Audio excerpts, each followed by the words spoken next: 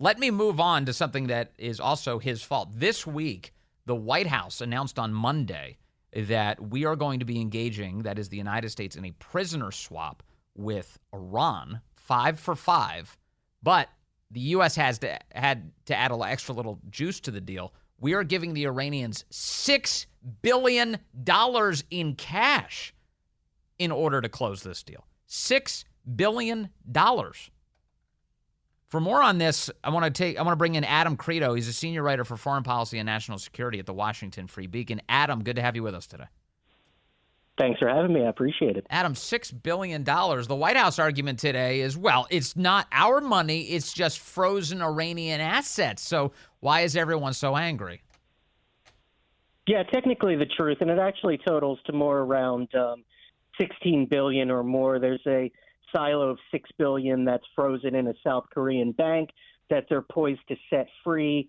There's another $10 billion in back electricity payments from Iraq that the administration is going to waive sanctions and allow Iran to access. There's also IMF bank loans. So this is multi-billions of dollars free to a regime that is already cash-strapped to spend it on terrorism, certainly not their people. The Iranian government has already said, the Iranian president said yesterday, we're going to spend it on whatever we want.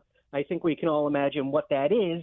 And in fact, we know because of what they did with the billions they got from that 2015 nuclear deal. They did not spend it on resources like food and medicine, as the Obama administration claimed at that time. They spent it on missiles. They spent it on fomenting terrorism across the Middle East, attacking the U.S., attacking allies, and bolstering the IRGC across the globe. Why was the money frozen in the first place?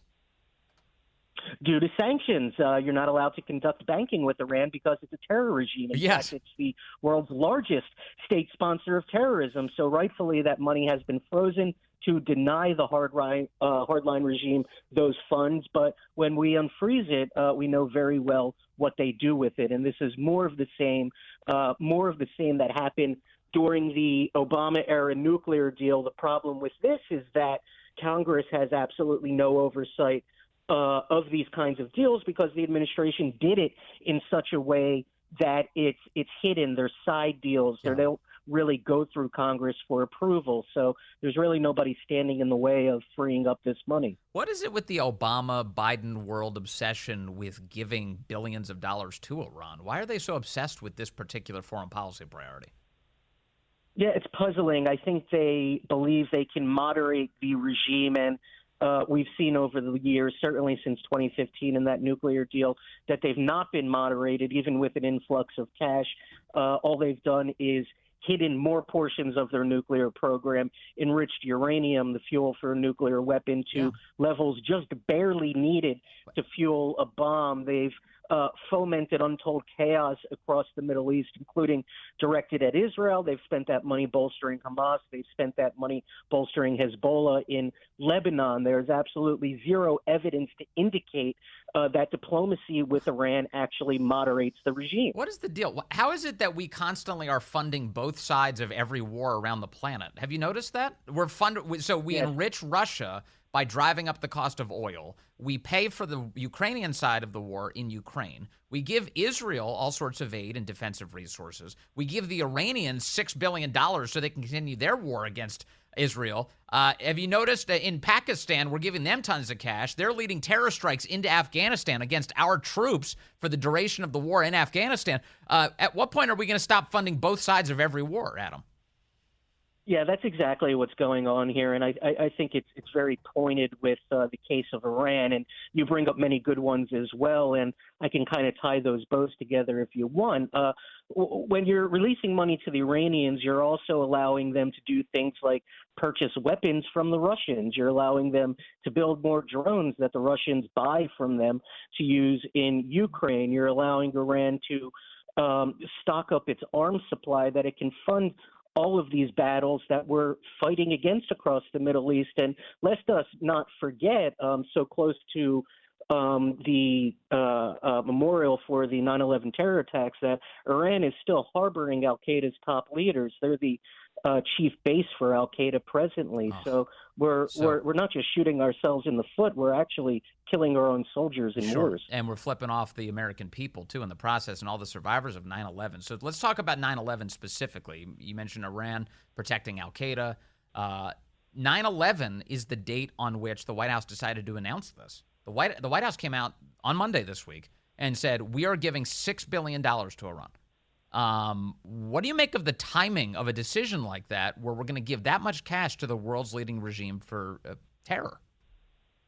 I think it's a coincidence, but I also think it tells you something, that the Biden administration didn't even consider the optics because they don't see it as being a problem. And that tells you a lot, not just about their foreign policy, but the way that they view the world. They don't think it's a slap in the face to release $6 billion to the world's largest terror regime, the regime that's sheltering Al Qaeda presently. The thought never even crosses their mind, and I think that's all the more disturbing. But Adam Kredo, this keeps happening. I mean, so another example of this is on Monday, the White House put out a tweet expressing their admiration and gladness for Saudi Arabia's investment in the Partnership for Global Infrastructure. The White House is now walking back that decision. They're saying it was a mistake to release it on September 11th for obvious reasons. One of them is that 15 of the 19 hijackers were from Saudi Arabia, not to mention that Osama bin Laden himself was from a rich Saudi family, and so they keep doing this. I mean, at some point we have to say these people are just either completely incompetent or they're really trying to stick it to us for some reason. Yeah, I think that's fair. And frankly, all these years, covering foreign policy in D.C., I really chalk it up to incompetence. I chalk it up to blindness. I think that they're tone deaf, and that these conflicts that you and I see so clearly don't even cross their mind, because this is the worldview that they come from. That it's why would it be offensive in their minds? Something that we see is something they do not see, and that's why they're pursuing this foreign policy that is so incredibly destructive, funding Iran, allowing Iran to fund Russia, funding all sides of these various wars around the world. It's truly rank incompetence, and I can certainly say that having covered the State Department for close to 15 years now, I chalk up most of their mistakes to incompetence rather than them being malicious, and that typically seems to be the truth. Yeah, and their priorities are all over the place. Like, I don't see much outrage about the role that Saudi played in 9/11, whatever the specifics of that role are. But boy, did I see a lot of outrage about the Jamal Khashoggi story from the same class of people, and now they pretend that story doesn't exist anymore. That's when the Saudis killed a Saudi man overseas, and a guy who is a columnist for the Washington Post, and like, we got endless cycles on that, and now it's like, oh, my bad, we forgot the Saudis were involved in 9/11? Correct. It's selective blindness, and another one that I find very interesting. There's a Islamic hate preacher that's currently locked up in Egypt for playing roles in coups and fomenting hatred. The guy's a blatant anti-Semite. Democrats in the Biden administration have been behind a push to set him free based on human rights reasons, So these things are selectively applied to the issues that they care about for whatever reasons they have in their head, and be damned who these people actually are and what they believe. Finally, to put a finer point on this, all of this money, you said upwards of potentially $16 billion. Is that number correct? Yeah, even more. Even more. I would expect it to be upwards, because there's a little bit of a complicating factor with IMF loans, this fungible money, but all of that, those wheels are being greased as well. Because of the Biden administration, in other words, the Iranians are going to now have access to an additional $16 billion at least in cash. At least. And in having that cash, how do they use it, Adam? What is the typical Iranian use of cash like that by the regime?